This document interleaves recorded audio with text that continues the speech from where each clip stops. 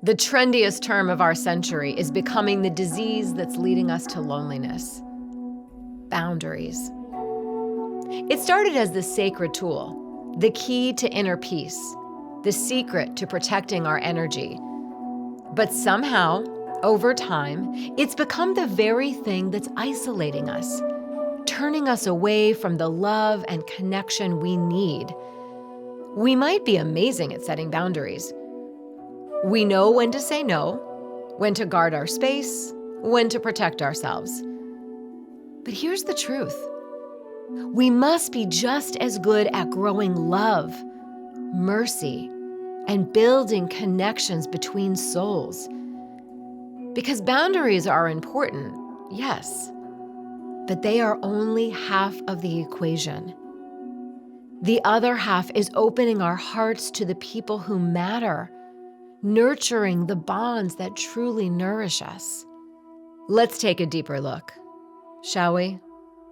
Welcome to Things Your Mother Never Told You. Let's begin. The truth is, boundaries have become one of the trendiest terms in our world today. We're all aware of them now, especially with access to endless psychological tools and resources. We've been told that we need to set boundaries to protect ourselves, and rightfully so. But somewhere along the way, we've begun to think of boundaries as these hard, unbreakable walls. We've turned them into shields, barriers, and fences designed to keep everything we don't like out and everything we want to protect in. In theory, that's fine. Setting healthy boundaries is vital. But here's the catch. We need to make sure that these boundaries don't turn into walls. We live in a world that is constantly telling us to protect ourselves, to guard our hearts, to protect our time. We're bombarded with advice on how to safeguard our energy, how to preserve our peace, how to avoid being drained by others. Please don't get me wrong, it's absolutely vital to take care of yourself. It's necessary to limit the presence of toxic people, to create boundaries where your energy is respected, and to cut off the leaks that leave you feeling depleted. But here's the catch. In our search for peace, we end up cutting off something just as important: connection.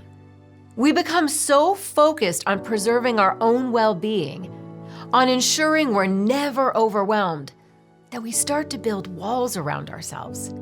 These walls are meant to protect us, yes, but they can also trap us. And over time, we may find that we have isolated ourselves, convinced that we are doing the right thing by keeping everyone at arm's length. Now, let me ask you this. When was the last time you allowed someone to be close to you without feeling the urge to guard yourself? When was the last time you let someone in despite the risk of being hurt?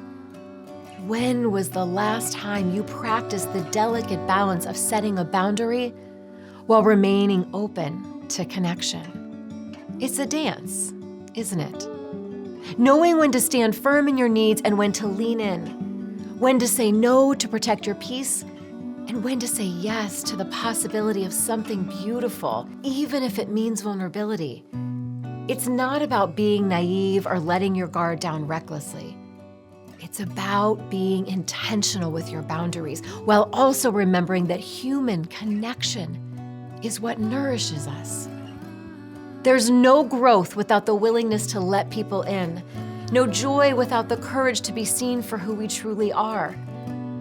So ask yourself, are you so focused on the defense that you've forgotten how to embrace the fullness of connection? Have you closed off parts of yourself that you don't want to be alone with, even though they're the very things that make you feel truly alive when shared with another? We all know that fear tends to multiply quickly, don't we? It starts as a small thought, a tiny seed planted in our minds. And before we know it, it grows into a full-blown storm, overwhelming our sense of reality. When we don't pause to question our own thinking, when we don't challenge ourselves to remain open to the love and connection waiting for us in the outside world, we unintentionally close ourselves off. And what's worse, we often don't even realize we're doing it We isolate ourselves, convinced that protecting our hearts and guarding our boundaries is the safest path forward. But in doing so, we create a reality that doesn't make sense. We begin to exist in a space that feels familiar because it's what we've always done. But it becomes empty and disconnected over time. The irony is that the more we close off, the more the fear feeds on itself. We let it convince us that we're safer in isolation, but in truth, we're simply denying ourselves the very things that make life meaningful. Knowing how to set boundaries is absolutely essential for maintaining your peace and protecting your energy. But here's the thing, knowing when not to overuse them is just as crucial. I like to compare setting firm boundaries with the usage of a very potent medicine. You of course can use it, but did you measure the dosage right? Boundaries aren't walls, they're guides to help us protect our well-being, but they shouldn't keep us from the very thing we need most in life: connection. Relationships are an art. They require balance, patience, vulnerability, and above all, the ability to navigate both love and boundaries with wisdom. Human connection, authentic, deep, and genuine, is what makes life truly enjoyable.